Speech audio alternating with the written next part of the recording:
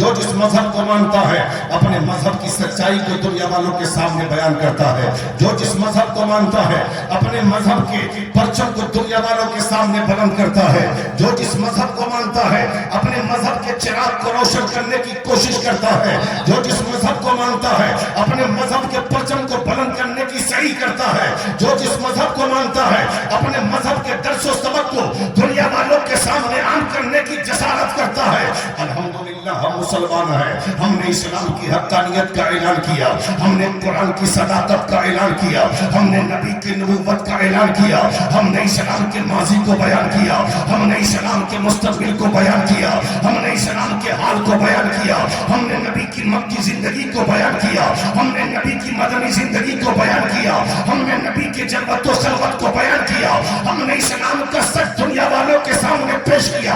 ہم نے اسلام کے پرچم کو بلند کرنا چاہا. ہم نے اسلام کے چراغ کو روشن کرنے کی کوشش کی تو دشمنان اسلام نے کہا اس اسلام کی بات کرتے ہو جو تلوار کے زور سے پھیلا ہے. اس اسلام کی بات کرتے ہو جو نیزے کے زور سے پھیلا ہے. اس اسلام کی بات کرتے ہو جو پرچیاں پھاڑنے کے زور سے پھیلا ہے. اس اسلام کی بات کرتے ہو جو اسلحے کے زور سے پھیلا ہے. میں نے کہا ثبوت والوں گواہ رہنا, اسلام تلوار سے نہیں پھیلا. اسلام پرچیاں پھاڑنے سے نہیں پھیلا. اسلام اسلحے کے زور سے نہیں پھیلا. بلکہ اسلام پھیلا ہے تو مصطفیٰ کے کردار سے پھیلا ہے. اسلام پھیلا ہے تو نبی کی اخلاق سے پھیلا ہے. اسلام پھیلا ہے تو مصطفیٰ کی سیرت و صورت سے پھیلا ہے. نعرہ تکبیر, نعرہ رسالت, عظمت اسلام, تعلیمات اسلام, شان اسلام, وقار اسلام. اس لیے کہ جو چیز تلوار سے پھیلائی جاتی ہے اس میں دوام نہیں ہوتا, اس میں ہمیشگی نہیں ہوتی, وہ چیز آگے بڑھتی نہیں ہے. اور جو شے اخلاق سے پھیلائی جاتی ہے اس میں دوام ہوتا ہے, اس میں ہمیشگی ہوتی ہے.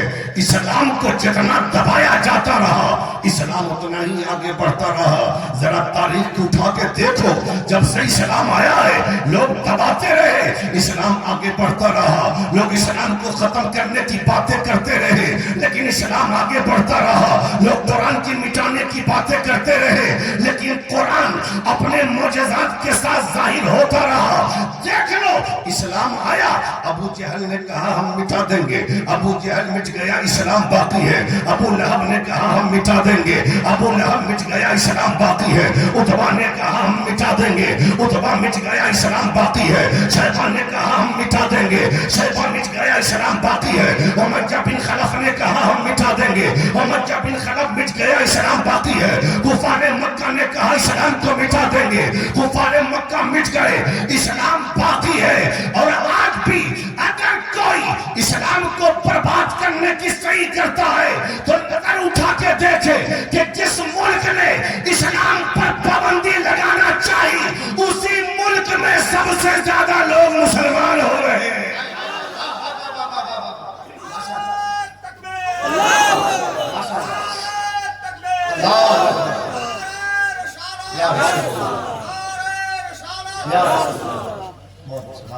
سب سے زیادہ مسلمان ہو رہے ہیں. میرے آقا نے وہ قربانی پیش کی, مصطفیٰ آئے دنیا میں, میرے رسول نے فرمایا خدا ایک ہے, اس کی پوجا کرو. میں اللہ کا رسول ہوں, مجھے رسول مانا. قرآن سچی کتاب ہے, اسے تسلیم کرو. اسلام سچا مذہب ہے, اسے تسلیم کرو. مکہ والوں نے میٹنگ کی,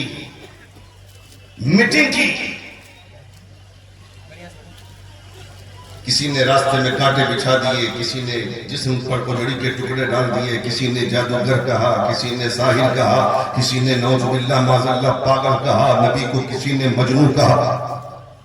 جب تھک گئے سب طرف سے تو مکے والوں نے لالچ دیا, محمد صلی اللہ تعالی علیہ وسلم کیا چاہتے ہو, شہنشاہی چاہیے, ہم دے دیں. ذرا زور سے, بادشاہت چاہیے, ہم سے لے لو. تخت و تاج چاہیے, حاضر ہے. حکومت چاہیے, بالکل سامنے موجود ہے. اگر اسلام کی تبلیغ سے باز آ جاؤ ہم سب کچھ دینے کو تیار ہیں. لیکن مدینے کے تاجدار نے کہا تھا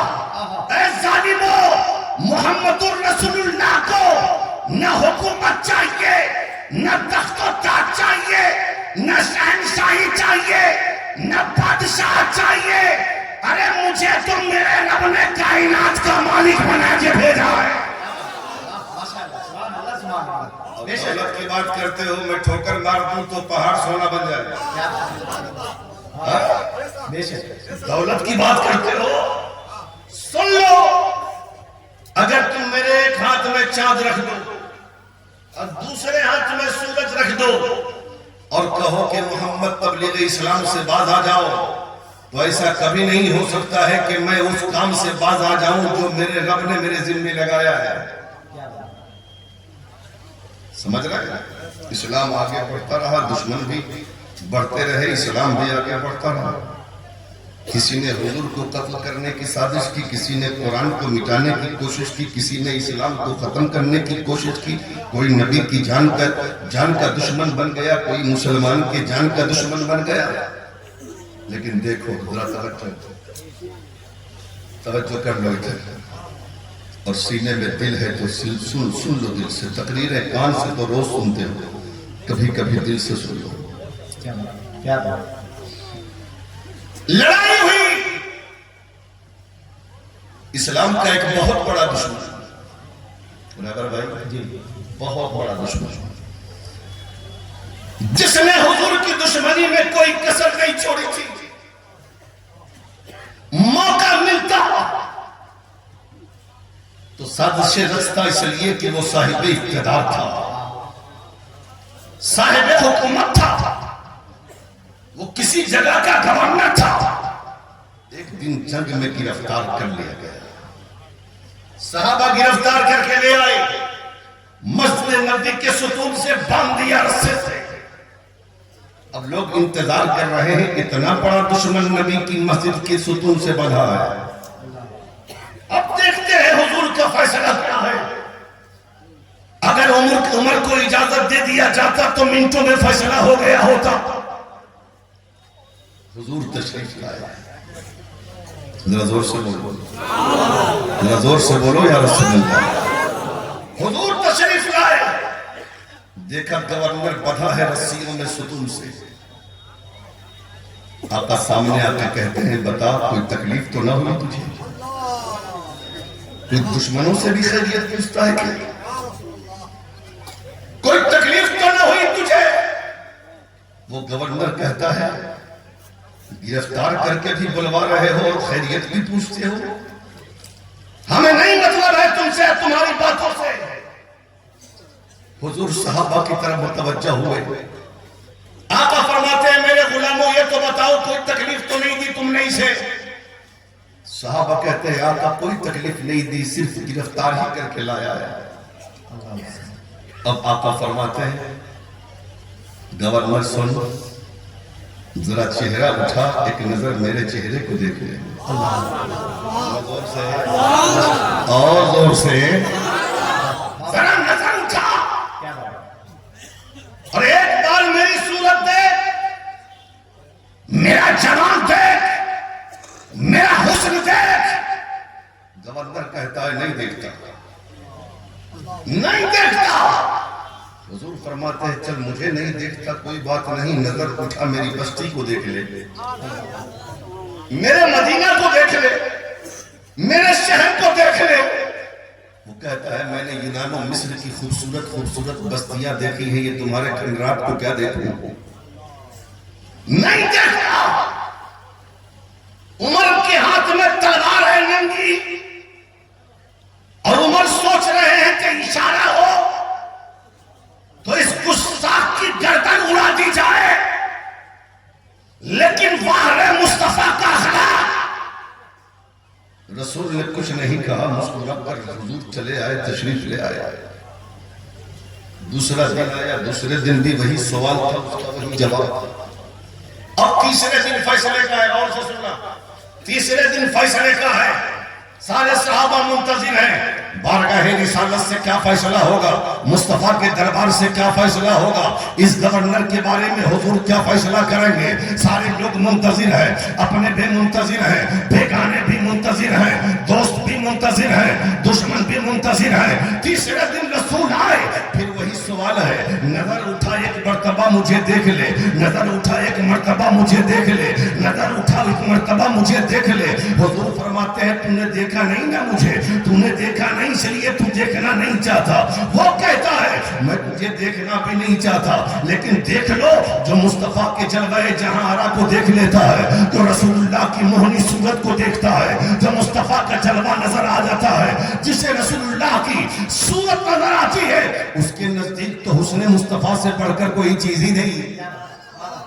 کیا بنا جو حسن مصطفیٰ دیکھ لے اس کا حال کیا ہے اختر بھائی؟ کہ اب میری نگاہوں میں, آپ تو بول دیجئے, اب میری نگاہوں میں جچتا نہیں کوئی, اب میری نگاہوں میں جچتا نہیں کوئی, جیسے میرے سرکار ہے ایسا نہیں کوئی, جیسے میرے سرکار ہے. گورنر کہتا ہے نہیں دیکھتا, فیصلے کے انتظار میں پورا مدینہ کھڑا ہے. رسول مسکرا کے کہتے ہیں ٹھیک ہے نہیں دیکھتا مت دیکھ, میری بستی کو نہیں دیکھتا مت دیکھ, میرا چہرہ نہیں دیکھتا مت دیکھ, لیکن سن جا میں نے تجھے آزاد کر دیا. زور سے بولے, زور سے, ارے آپ تو بول دو یار. حضور فرماتے ہیں جا میں نے تجھے آزاد کر دیا. اور صحابہ کی طرف متوجہ ہو کے آقا فرماتے ہیں میرے غلاموں, بڑا آدمی ہے, عزت سے لے جاؤ, اسے مدینہ سے رخصت کرو. کوئی دشمنوں کو بھی رخصت کرتا ہے کیا؟ تاریخ اٹھاؤ تو پتا چلے گا کہ جتنی تیز وہ دوڑا تھا نا, اتنی تیز گھوڑے پہ سوار ہو کے سرپٹ بھاگا مدینے سے باہر. لیکن جاتے جاتے خیال اس کے دل میں آتا ہے کہ میں نے بہت سارے بادشاہوں کو دیکھا, شہنشاہوں کو دیکھا, راجاؤں کو دیکھا, مہاراجاؤں کو دیکھا, گورنروں کو دیکھا, سپہ سالاروں کو دیکھا, لیکن اتنا دل گردہ والا تو کسی کو نہیں دیکھا جو دشمنوں کو معاف کرے. ذرا دیکھو تو صحیح وہ ہے کیسا, سے ذرا دیکھو تو صحیح وہ ہے کیسا, جا رہا ہے آگے کی طرف اور کنکھیوں سے صورت مصطفیٰ دیکھ رہا ہے, کنکھیوں سے صورت مصطفیٰ دیکھ رہا ہے. 2-3 کلومیٹر چلا گیا اور جانے کے بعد گھوڑے کو وہیں پہ روک دیا. لگ ایسا رہا ہے گھوڑا آگے کو جا رہا ہے, گورنر کا دل پیچھے کو آ رہا ہے. پھر پلٹا وہاں سے مسجد نبوی کی طرف پہنچتا ہے تو دیکھتا ہے کہ شب اسرا کا دولہ صحابہ کے جھرمٹ میں مسجد کی ننگی پیٹھ پر بیٹھ کر حکومت کرتا ہے. 2 طرح کی دولتیں ہیں ان کے خالی ہاتھ میں, نہ تخت ہے نہ تاج ہے, چٹائی بھی نہیں ہوتی, صرف زمین پر مصطفیٰ بیٹھے. گورنر جا کے کھڑا ہو گیا سامنے. حضور نے اپنا چہرہ اٹھا کے کہا تو میں نے تو تجھے آزاد کر دیا تھا, میں نے تو تجھے چھوڑ دیا تھا.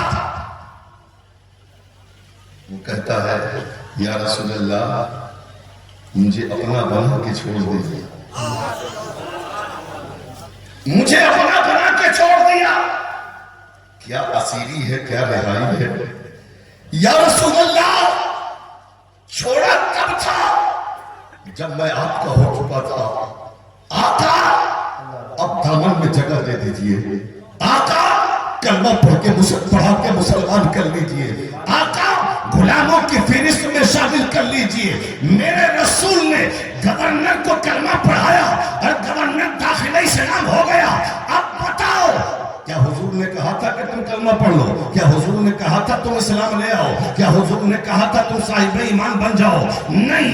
پھر گورنر نے کلمہ پڑھا کیوں؟ تو یہ کہنا پڑا اخلاق کو دیکھ کر، نبی کی صورت کو دیکھ کر، نبی کی سیرت کو دیکھ کر پتہ چلا اسلام تلوار سے نہیں، مصطفیٰ کے کردار سے ہے۔ نعرہ تکبیر